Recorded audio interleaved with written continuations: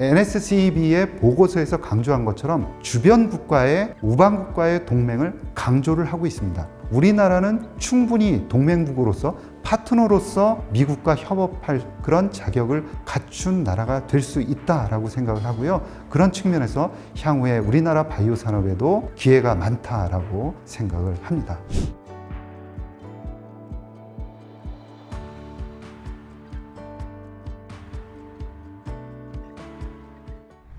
자, 이번 시간에는 NSCEB 보고서에 대해서 여러분들께 말씀드리겠습니다. 이 NSCEB가 갖는 그런 의미, 그리고 우리들이 어떤 방향으로 바이오 산업을 대해야 되는지 그런 부분에 대해서 여러분들께 말씀드리겠습니다. NSCEB 보고서라는 건 미국 의회 자문기구 신흥 바이오 기술 국가안보위원회, 이 위원회는 2022년에 미국 국방법에 의해서 설립이 됩니다. 생명공학 국가의 국가안보, 그러니까 단순히 바이오만을 고민하는 게 아니라 국가안보 차원에서 이 바이오를 다루겠다라는 의지가 상당히 많이 깔려 있고요. 따라서 안보와 또 경제에 미치는 이 바이오의 중요성에 대해서 파악을 하는 게 주요 목적이다라고 볼 수가 있겠고요. 또 한 가지 중요한 특징은 어떤 특정한 세력의 생각이 아니라 초당적인 미국의 생각이 담겨 있다라는 거고요. 이 안에 참여하는 많은 그 주체들이 여러 초당적으로 구성이 되어 있다라는 점이 특징적입니다. 그래서 보고서를 쓴 다음에 민간 그리고 공공기관들의 의견들을 다 수렴을 하게 됩니다. 따라서 미국 전체의 생각이다라고 생각을 하셔도 무방하다라고 보겠습니다. 자, 이 보고서 안에 내용 중에 의미가 큰 부분은 바로 이 거래량입니다. 그러니까 의약품에 대한 수입과 수출 측면에서 중국과 미국 간의 관계인데요. 미국이 중국에 수출하는 비중이 2021년 이전에 훨씬 더 높았죠. 그러나 2021년을 계기로 해서 그 속도는 중국이 미국으로 수출하는 그런 금액은 비중은 훨씬 더 높아지게 됩니다. 따라서 속도가 워낙 미국도 늘어나고는 있지만 그 속도가 워낙 빠르다 보니까 위기감을 많이 느낄 수밖에 없다라고 볼 수가 있는 거죠. 특히나 그 API 핵심 원료 측면에서는 아직까지는 그 비중이 크지는 않습니다.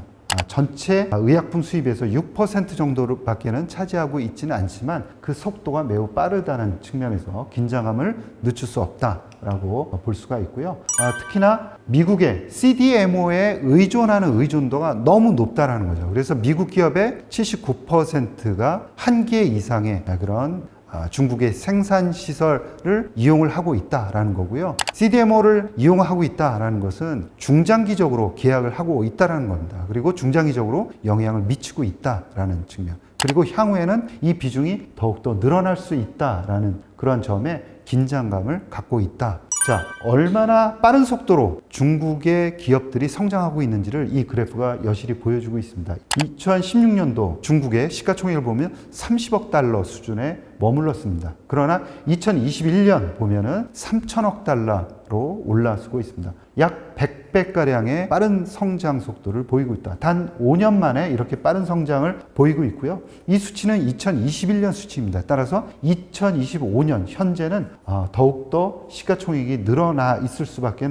없다라는 거고요. 2021년 기준으로 보더라도 글로벌 넘버원은 미국이고 5천억 달러 수준이었습니다. 그리고 3천억 달러로 중국이 2위였는데 이제는 턱 밑까지 쫓아왔다라고 볼 수가 있는 거죠. 자, 임상 건수만 보더라도 중국의 약진이 돋보입니다. 이 그래프를 보고 많은 회사라든가 국가의 정책 위반자들이 위기감을 가질 수밖에 없다라는 거고요. 전체 글로벌 임상 비중에서 중국이 차지하는 비중이 급속도로 올라오고 있습니다. 현재는 30%에 육박하고 있다라고 볼 수가 있고요. 미국 같은 경우에는 추세적으로는 경쟁력을 유지하고 있는 것처럼 보이긴 하지만 조금씩 비중이 떨어지고 있다라는 거 우리가 시각적으로 확인을 할 수가 있고요. 일본과 유럽 같은 경우에는 경쟁력이 점차 줄어들고 있구나 하는 것을 우리가 알 수가 있습니다. 2011년부터 바이오 산업을 전략 산업으로 지정을 하고 적극적으로 투자해온 그런 결과가 현재 나타나고 있다라고 볼 수가 있겠습니다. 자, 논문과 관련한 것도 논문을 인용하는 그 건수 자체도 중국이 2016년을 기점으로 해서 유럽이라든가 미국을 훨씬 더 앞서고 있다라는 것을 우리가 볼 수가 있습니다. 더군다나 바이오 관련한 바이오 AI 기업 중에서는 바이오맵이라든가 우시 앱텍 같은 글로벌 기업이 나오면서 글로벌리 미국이라든가 유럽 그리고 우리나라 기업들도 긴장을 늦출 수가 없는 거죠. 자, 이러한 중국의 부상에 NSCB 보고서는 약 6개의 전략을 제시를 하고 있습니다. 자, 보실까요? 첫 번째는 국가 차원에서의 바이오 기술을 우선시한다. 이 보고서의 내용을 자세히 살펴보면 상당히 구체적입니다. 그래서 원칙을 국가 차원에서 바이오 기술을 우선시한다고 했지만 그 세부적인 항목들을 보면 상당히 구체적으로 전략을 제시하고 있다는 점 여러분들께 말씀드리고 싶고요. 두 번째는 미국 제품의 생산 규모 확대를 위한 민간 부문 동원입니다. 자, 이 부분 어떻게 보면 트럼프의 정책하고도 맞물려 있다. 그리고 최근 3개월 동안 빅파마들의 집중적인 미국 투자를 발표를 하고 있습니다. 이런 NSCB의 전략과 맞물려 있다라고 볼 수가 있겠습니다. 세 번째는 국방용 바이오 기술의 이점 극대화. 네 번째는 전략적 경쟁자를 앞지르는 혁신. 예를 들어서 유전자 데이터를 확보를 하고 보호하고 이런 측면을 강조를 하고 있습니다. 다섯 번째는 인력에 대한 구축입니다. 여섯 번째가 매우 중요하고 우리나라 기업에도 의미를 갖는다라고 보겠는데요. 동맹국과 파트너의 집단적 강점 동원을 강조를 하고 있습니다. 따라서 국내 기업들도 미국 같은 경우에 스스로 혼자 중국을 대응하기는 쉽지 않다라는 걸 익히 알고 있고요. 따라서 동맹국과의 파트너십을 바탕으로 해서 중국과 향후에 대응해 나가겠다라는 점을 강조를 하고 있습니다. 이 보고서에서 예를 들고 있는 가장 현실적인 향후에 벌어질 수 있는 현실적인 위기감에 대해서 나타내고 있는 것을 사례를 들고 있습니다. 자, 첫 번째는 공격입니다. 적국의 슈퍼솔저가 AI와 융합해서 미국 군대를 압도할 수 있다라는 거죠. 두 번째는 파괴입니다. 목재라든가 콘크리트를 분해하는 미생물을 만들어서 미국의 기반 시설을 악화시킬 수 있다. 세 번째는 적국이 농작물이나 가축을 죽이는 병원체를 대규모로 확산할 수도 있다. 마지막으로는 해약입니다. 그러니까 적국이 기초의약품이나 혁신적인 치료제를, 예를 들어서 암 치료제를 만들어서 미국에 공급하지 않는다라는 점이죠.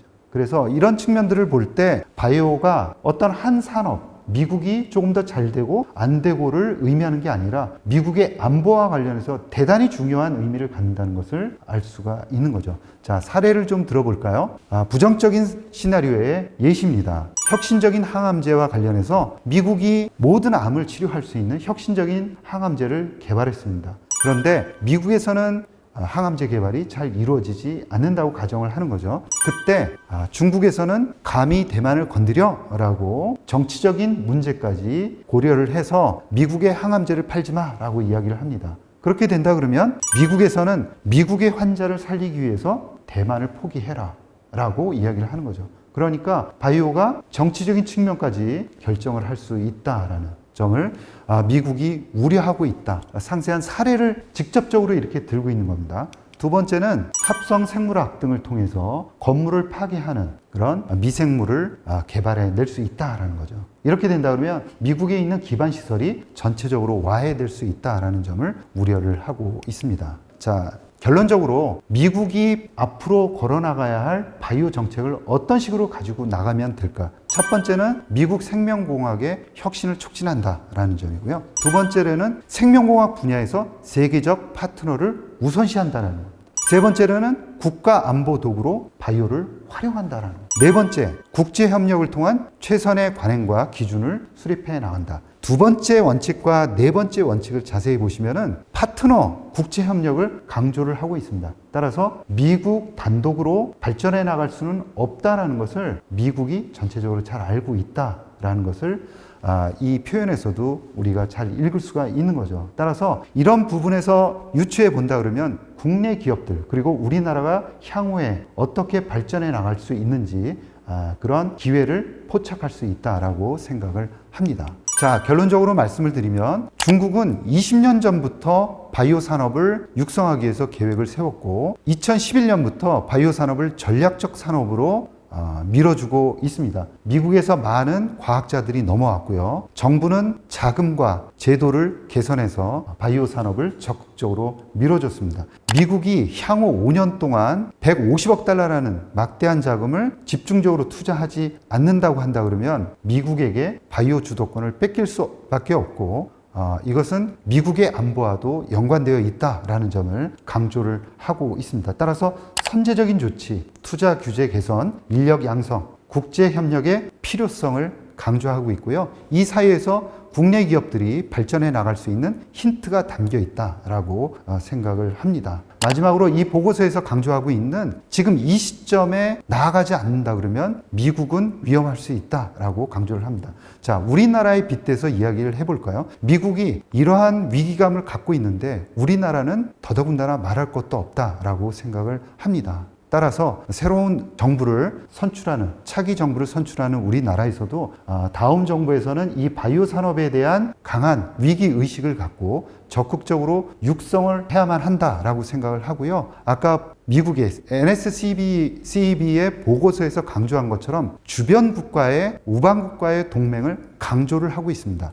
우리나라는 충분히 동맹국으로서 파트너로서 미국과 협업할 그런 자격을 갖춘 나라가 될 수 있다라고 생각을 하고요. 그런 측면에서 향후에 우리나라 바이오 산업에도 기회가 많다라고 생각을 합니다. 이상으로 미국의 NSCEB 보고서와 바이오 전망에 대해서 여러분들께 상세하게 설명드렸습니다. 여러분 고맙습니다.